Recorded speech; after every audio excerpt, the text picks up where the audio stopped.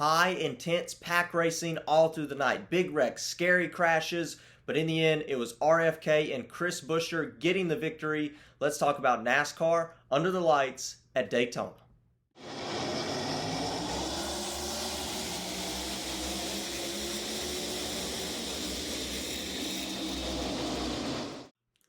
Hello everybody, welcome to Dirty Air. I'm your host Alex Lambert, and let's talk about NASCAR on a Saturday night under the lights at Daytona. And boy, was this an intense one. 3 wide pack racing early on, a couple of big wrecks, some really scary accidents. Chris Buescher, Brad Keselowski working together to get the win at the end of the race. And of course, the playoff grid is now set. Let's go ahead and get on into it. We have a jam-packed show tonight, a lot to get into, and let's try to get into it. So I usually start this show out by talking about the winner, which in this case is Chris Buescher, but I'm going to kind of go a bit different about this. I want to kind of start at the beginning of the race, move on to the wrecks, and then talk about the finish of the race, and then ultimately talk about the impressive performance by RFK Racing and Chris Buescher. But let's start out by just admiring how intense this race was from the green flag. The 3 wide racing in stage 2 was absolutely incredible to watch. I was on the edge of my seat the entire night in this race, just waiting to know what was going to happen next. Who was going to make another move? Who was going to try to get in this line? Who was going to try to start a third line? It happened all night long,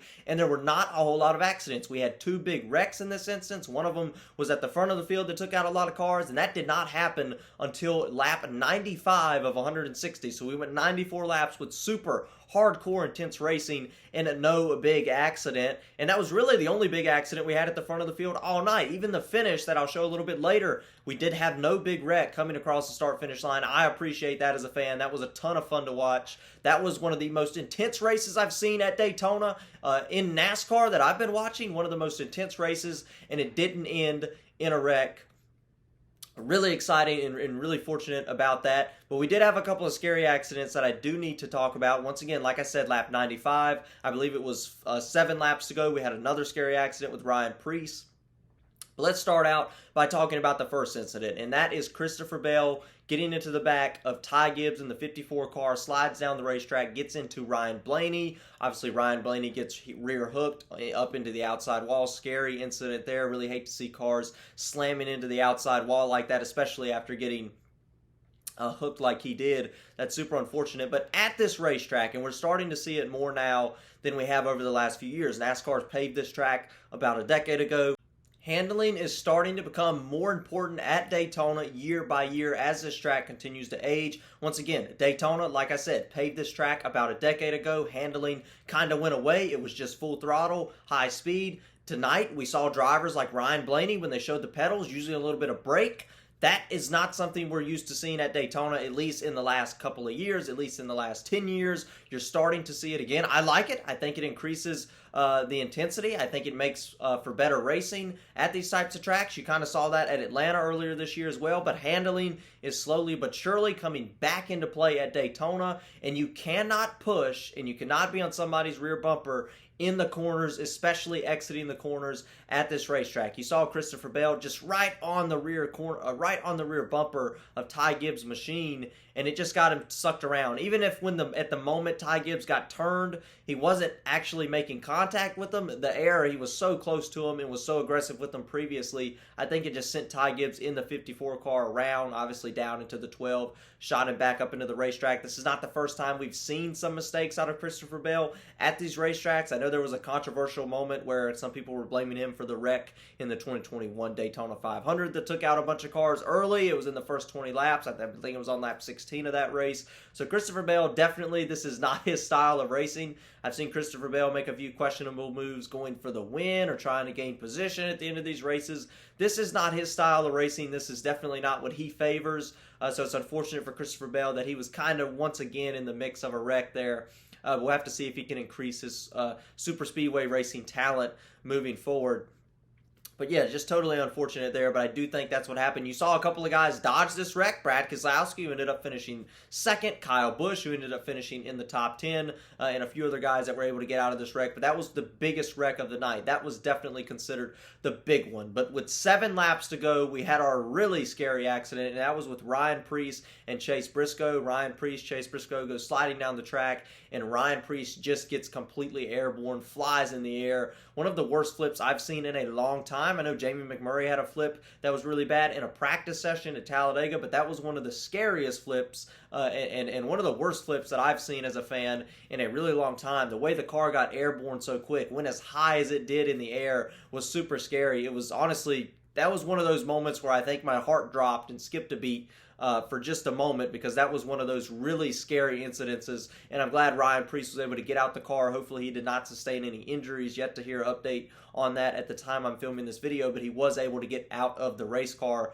which was such a relief, such a great sight. But that is a scary accident, and we already know, we've seen this happen before. Every time a car gets airborne at Daytona, whether that was Austin Dillon in 2015, whether that was Jamie McMurray in a practice session in 2018, I believe it was, NASCAR tries to make changes to the race car to try to prevent cars from getting airborne again. I'm sure NASCAR will take this car back to the R&D center, evaluate it the best they can, try to increase the safety of these race cars. Like I said, Ryan Preece able to get out of the car is amazing, incredible. NASCAR's safety team has done an incredible, exceptionally good job at keeping drivers safe over the last 20 years, and I think they'll continue to improve safety measures going into this week. Like I said, but look at both of those wrecks. Very scary incidents. You have the soft wall, you have the Hans device, you have the car staying together and not hurting the driver in a barrel roll on the inside of the track.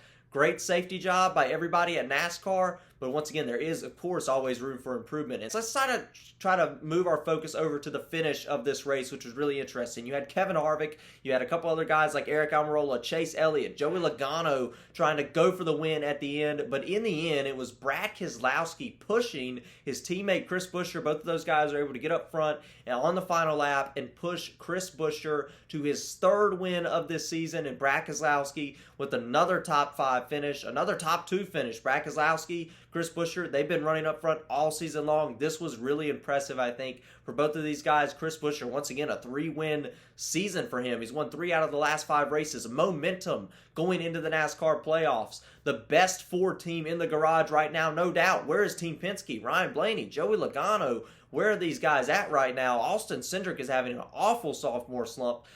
Obviously, right now, RFK has shown some muscle, and they are showing that they are the top Ford organization at this current time. And I think that it is really important to know that those two obviously have great chemistry. Brad Keselowski pushing Chris Buescher to the win, and then Keselowski getting out the car and being almost as excited as if he won is what you want to see with teammates. You kind of saw this with Kyle Busch, Austin Dillon at the beginning of the year, but it's really working out for the RFK team right now. Chris Buescher with 3 wins. I think Brad Keselowski's win is coming sooner rather than later. I've been talking about that for quite some time. He's had the speed. He just has not quite been able to get that win, and one of those reasons is because his teammate keeps beating him. But yeah, RFK right now, both cars in the playoffs, having really strong speed right now. I think they could make a run in the playoffs after being just so fast, exceptionally well at a variety of racetracks. You talk about Richmond, you talk about Michigan and Daytona, all 3 very different racetracks from each other, and they've been fast at all of them, not to mention their short track win at Bristol last year at the end of the year by Chris Buescher.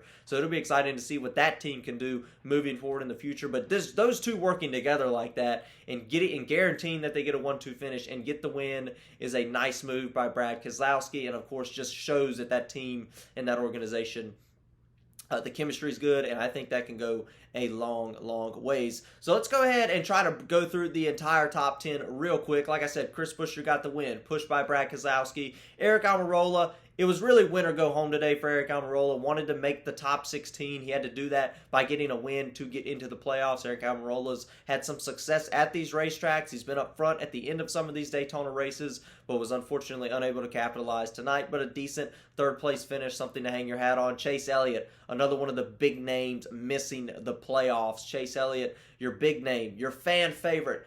Do anything he could do to get in tonight, was unable to get a run at the end. Once Chris Buescher, once Brad Keselowski kind of got together there and kind of started drafting together, it was really over for everybody else. Chase Elliott ended up finishing 4th tonight. He played a solid race, was able to dodge the wrecks, was able to stay out front most of the day, had a solid final pit stop. but in the end, Chase Elliott could not quite get the win. A fourth-place finish for him. Joey Logano seemed to have a really fast car. He was up front for a majority of the race, especially when they were 3 wide early. Joey Logano, solid fifth-place finish. Alex Bowman, another one of those drivers that needed a win, ended up finishing in the 6th position. Kyle Busch seemed to have a really fast race car. Just got caught in traffic there at the end. Really couldn't maneuver around much. And Kyle Busch just really wasn't able to really make another lane, a third lane, and go for the win.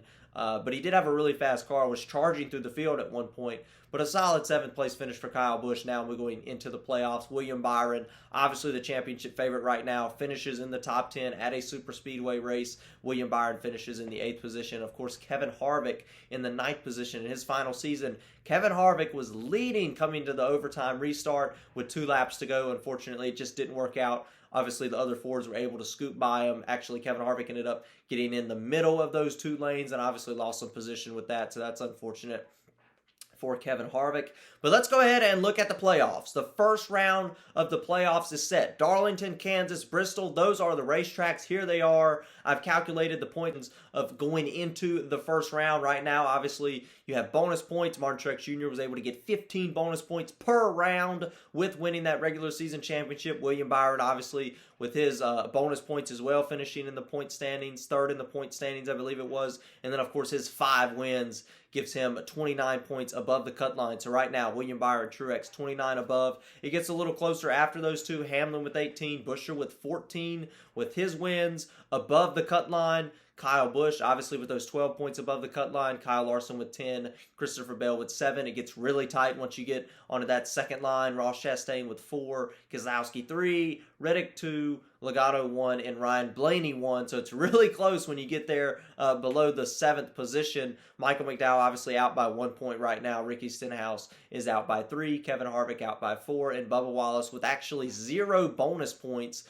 going into the first round of the playoffs is out by 8 points. So it's still pretty tight. The only drivers I think that have a somewhat comfortable cushion, I mean, obviously you'll take any cushion you can get, but William Byron, Martin Truex Jr. have over 10 points over 3rd place Denny Hamlin, so I think they're feeling pretty good. They have a little bit of room for a mistake on pit road if something goes wrong. They have a bit of a cushion. Going into a track like Darlington, going into a track like Bristol, you can use that to your advantage. And remember, these bonus points will carry, the bonus points that they earned above the cut line will carry into every single round of the playoffs. That's why it's important to get as many bonus points as you can. They will accumulate per round going into each round. So we have to keep an eye on that. Like I said, Darlington, Kansas, and Bristol is the first round of the playoffs. That should be exciting and fun to watch. So that's it. That's really all there is to talk about following NASCAR Daytona. I will be at Darlington Raceway next week for the playoff opener for the Southern 500. That should be exciting. I hope everybody enjoys that race. It's going to be a tough race, an endurance race for the drivers. And as we saw a year ago, an endurance race for the equipment going into the playoffs. A lot of, I think it was a broken serpentine belt on Martin Truex, a blown engine for Kyle Busch, Kevin Harvick catching on fire. All those guys are in the playoffs this year. We'll have to keep an eye on playoff trouble next week in the Southern 500. But that's it. Like and subscribe if you like the video. Please share the video if you do. I really appreciate it. And of course, about Kyle Busch getting a solid top 10 day, let's get rowdy.